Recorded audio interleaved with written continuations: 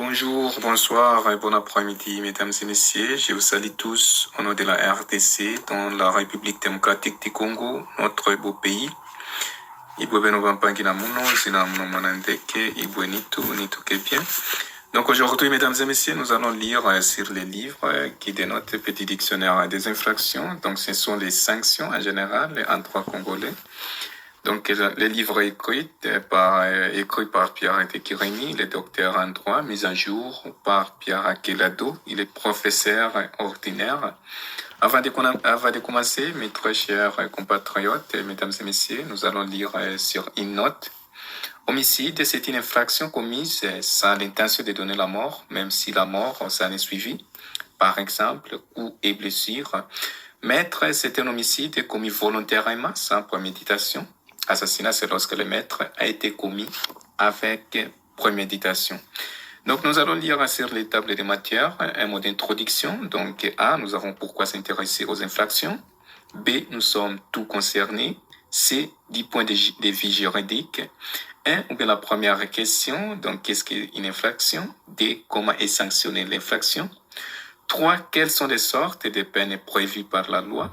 Quatrième question et la dernière, y a-t-il des circonstances aggravantes ou atténuantes? Donc après ça, nous allons lire sur les listes d'infractions d'après leur objet. Donc première catégorie A, ce sont les infractions portant atteinte à la nation congolaise. B, infractions portant atteinte à la personnalité, à la personne et à la famille. C, infractions contre les biens de l'État et des particuliers. Les particuliers, comme d'habitude, ce sont les individus, les personnes privées, les entreprises et les associations. Ce sont considérés comme les particuliers en général. Dans le petit dictionnaire des infractions, nous avons abandon alimentaire, abandon de la famille, abandon du conjoint, abus de confiance, abus de pouvoir, acquisition de sorcellerie, adultère, arrestation arbitraire, assassinat, association de malfaiteurs comme les Koulouna en RDC ou bien en Afrique en général, atteinte à la liberté du commerce, atteinte à la sécurité de l'État, atteinte aux droits garantis aux Congolais, attendant lapidaire, attendant aux bonnes mèvres. Banqueroute, c'est pour les commerçants. Nous avons aussi présence des mineurs dans les bars, enlèvement ou déplacement des bornes délimitant un terrain, sel fraudulé, chanvre, chèque sans provision, enfants non admis à canter au cinéma, donc occasion, corruption des fonctionnaires, coups et blessures, atteinte donc à la liberté des cultes, dénonciation calomnieuse, d'extraction d'actes ou des titres, d'extraction des actes en général, d'actes ou des titres.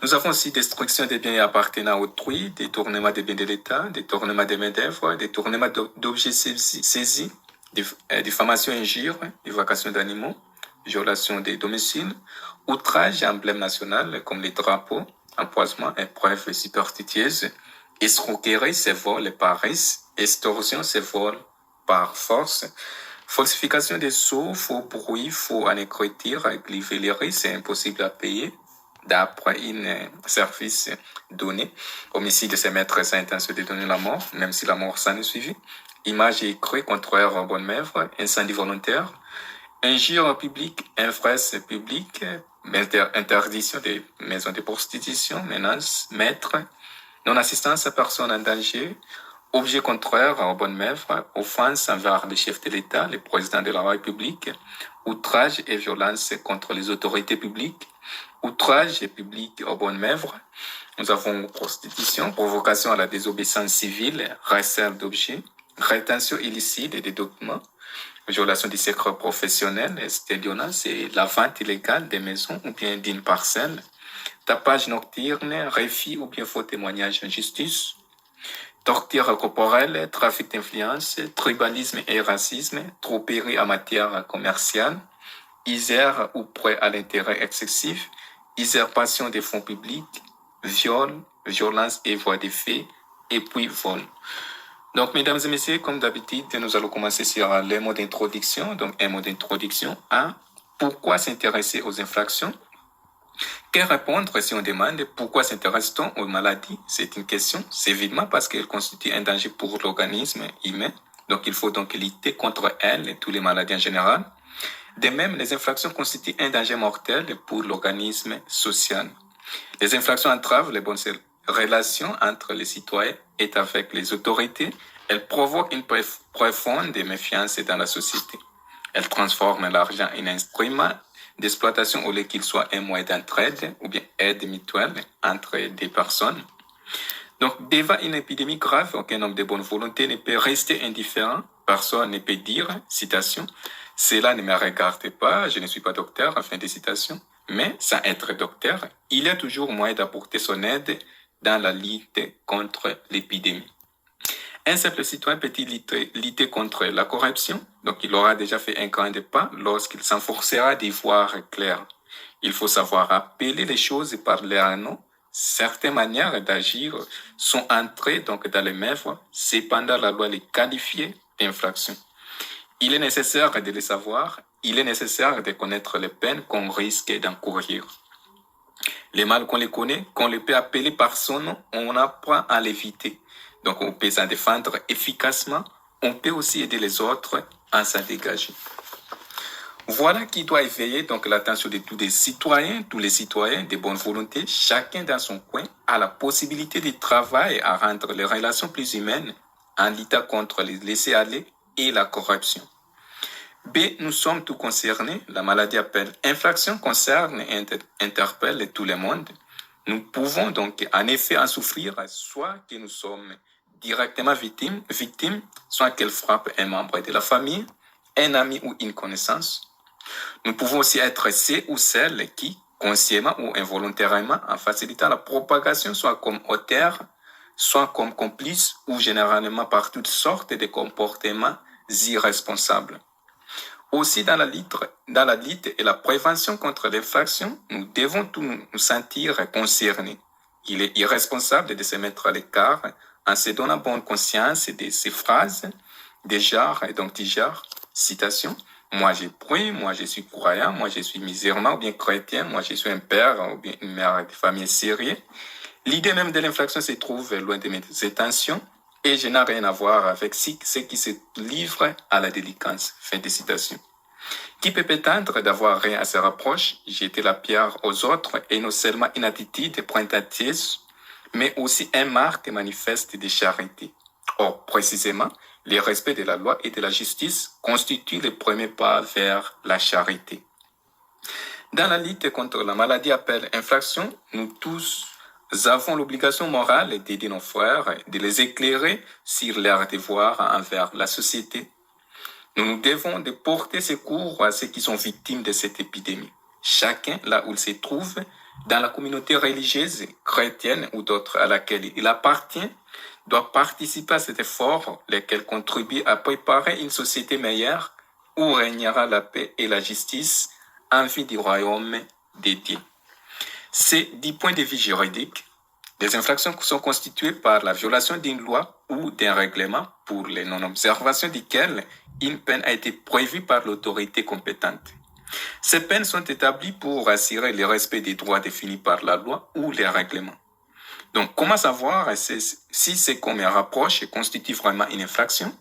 Et de quelle infraction s'agit-il? Quelle en est la qualification? C'est-à-dire, quel nom précise la loi donne-t-elle à l'acte ou au manquement comme impute comme état une infraction? Donc, pour y voir relativement clair, il faut répondre aux 4 questions suivantes. 1. Qu'est-ce qu'une infraction? 2. Comment est sanctionnée l'infraction? 3. Quelles sont les sortes de peines prévues par la loi? 4. Quatrième question, la dernière. Y a-t-il des circonstances aggravantes ou atténuantes? On pourra alors s'y retrouver dans les infractions en les regroupant par catégorie et voir pour chacune sa définition précise et la sanction prévue. Première question approfondie, qu'est-ce qu'une infraction? Donc pour qu'il y ait infraction, des éléments doivent exister. A, donc il faut qu'il y ait violation d'une loi de l'État ou d'un règlement, donc c'est-à-dire une décision des autorités publiques. Cette violation peut consister soit dans un acte interdit par la loi ou les règlements, comme décret, ordonnance, arrêté, soit dans l'omission d'une prestation à laquelle on est légalement obligé. B, il faut que cette omission soit sanctionnée par une peine Cette peine peut consister soit à une amende, soit à une servitude pénale ou prison, soit dans la confiscation des biens ayant servi à l'infraction. Le coupable peut être condamné aux 3 peines simultanément ou à l'une d'entre elles. Deuxième question, mesdames et messieurs, est basée sur comment est sanctionnée l'infraction. Seul un tribunal régulièrement constitué et siégeant selon les formes légales peut juger une infraction. A. Concernant l'infraction, le tribunal examinera si les faits reproches constituent réellement une infraction. Ces faits répondent-ils donc exactement à la définition de l'infraction telle que la loi la donne? Par exemple, si dans la définition légale de l'infraction, il y a l'expression, citation avec intention frauduleuse, fin de citation, le tribunal doit examiner si réellement il avait l'intention frauduleuse. Dans la négative, il n'y a pas d'infraction. Donc, on voit la nécessité de bien connaître les textes de la loi. B. Concernant la peine, le tribunal doit tenir compte des circonstances qui ont entouré l'infraction. Si certaines circonstances esquissent en partie les prévenus, celui-ci verra sa peine diminuer d'autant. Dans les attendus du jugement, le tribunal dira quels sont les motifs qui l'ont permis de fixer la peine. Troisième question, mesdames et messieurs, est basée sur quelles sont les sortes de peines prévues par la loi. Nous avons la peine de mort ou peine capitale.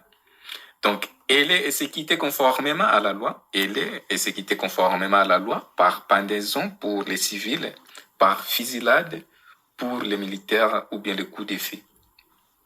Les travaux forcés, donc le condamné est astreint à exécuter des travaux durant l'état de sa détention. Nous avons aussi la servitude pénale principale. Donc, c'est la condamnation à la prison. Elle s'oppose à la servitude pénale subsidiaire. Remarques, mesdames et messieurs, nous allons lire sur quelques remarques. Donc, les mesures suivantes ne constituent pas des peines. Elles doivent permettre l'instruction de l'affaire. Nous avons la garde à vue ou bien cachot, voire les livres. Les droits des citoyens congolais, édition 2001, pages 35 à 36 et 41. Nous avons l'officier de police judiciaire, OPJ en cycle, peut décider la garde à vue soit qu'il ait indice grave contre les suspects, soit si celui-ci risque de prendre la fuite, ou encore s'il y a doute sur son identité. Le suspect doit être présenté au parquet dans les 48 heures. La détention préventive, ça veut dire quoi? Elle doit être décidée par les magistrats instructeurs uniquement si les besoins de l'instruction l'exigent. Elle est en principe de 15 jours. Le président du tribunal peut autoriser les magistrats instructeurs à prolonger la détention de 1 mois. L'état de détention préventive sera déduit de la peine de servitude pénale à laquelle l'inculpé sera condamné. L'amende de cette sanction doit être prononcée par jugement du tribunal. Le montant doit être versé dans la caisse de l'État. Remarque aussi, nous allons continuer comme d'habitude, servitude pénale subsidiaire. La définition, ça veut dire quoi?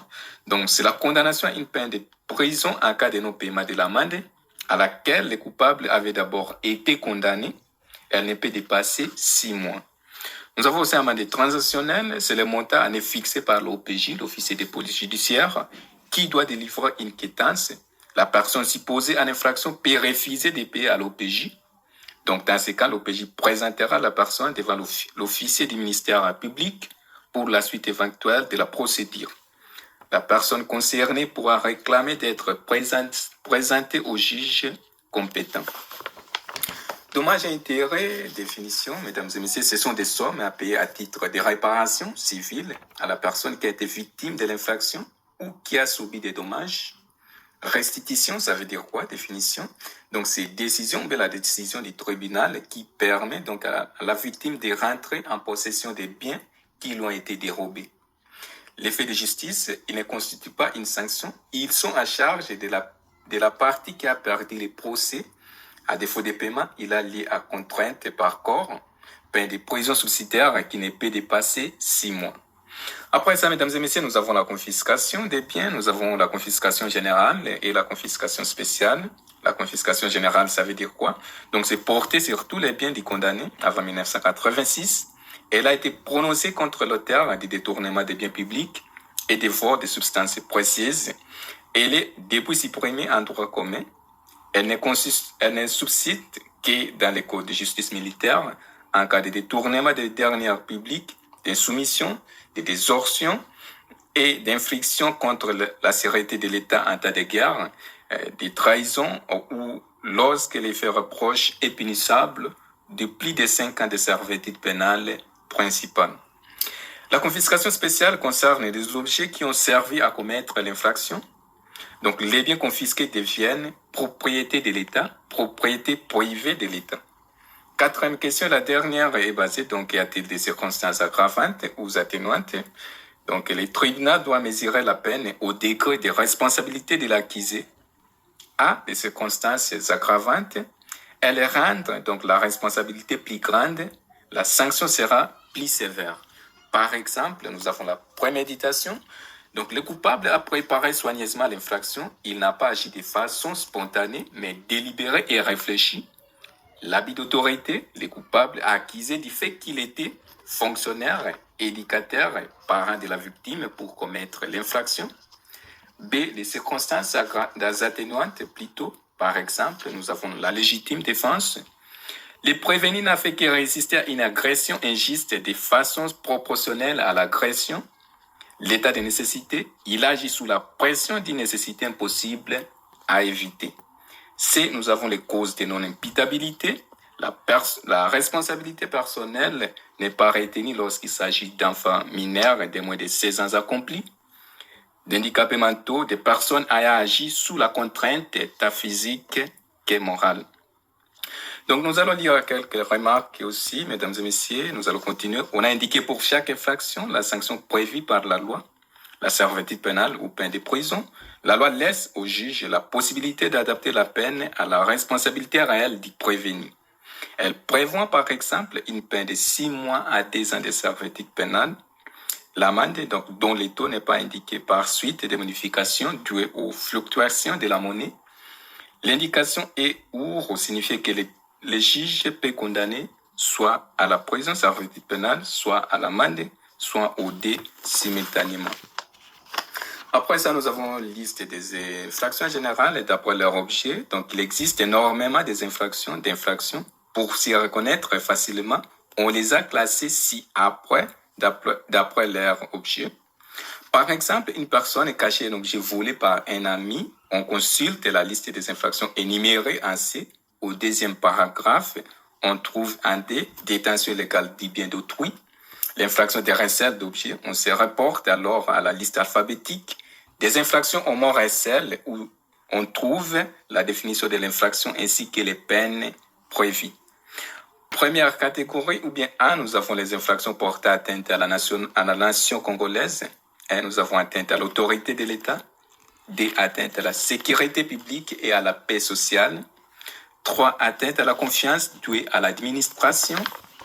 4, atteinte ou entrave au bon fonctionnement de la justice. 5, atteinte à l'environnement et à la santé. 6, atteinte à l'ordre public économique et fiscal. Deuxième catégorie, ou bien B, ce sont les infractions portant atteinte à la personne et à la famille. Et nous avons les infractions portant physiquement atteinte à la personne. Infractions portant moralement atteinte à la personne. 3, infractions portant atteinte à la famille. A, attentat contre la famille. B, attentat à la modère, à la moralité plutôt. C, attentat contre les mineurs d'âge. C, ou bien troisième catégorie, mesdames et messieurs, est basée sur les infractions contre les biens de l'État et des particuliers. Comme je vous l'avais dit, les particuliers, ce sont les personnes privées, les entreprises, les sociétés, etc. Ce sont considérés comme les particuliers. Donc, les sortes, les gens, les entités qui sont en dehors de l'État. Et nous avons infraction visant à séparer des biens de l'État. A, accaparement des terres ou des maisons. B, vol. C, accaparement des biens par risque ou par menace. Donc, escroquerie ou bien extorsion. Escroquerie, c'est vol par risque. Extorsion, c'est vol par menace. D, détention illégale du bien d'autrui. Et C, destruction du bien d'autrui. Donc, cette longue liste des infractions n'épuise pas tout l'inventaire des infractions du droit pénal congolais. Elle ne prend pas en compte les infractions contenues dans des lois particulières, comme les codes de justice militaire, les codes du travail, etc. Donc, le petit dictionnaire des infractions n'examine pas l'ensemble des infractions reprises dans la classification ci-dessus. Elle traite quelques-unes d'entre elles, retenues parmi les plus importantes.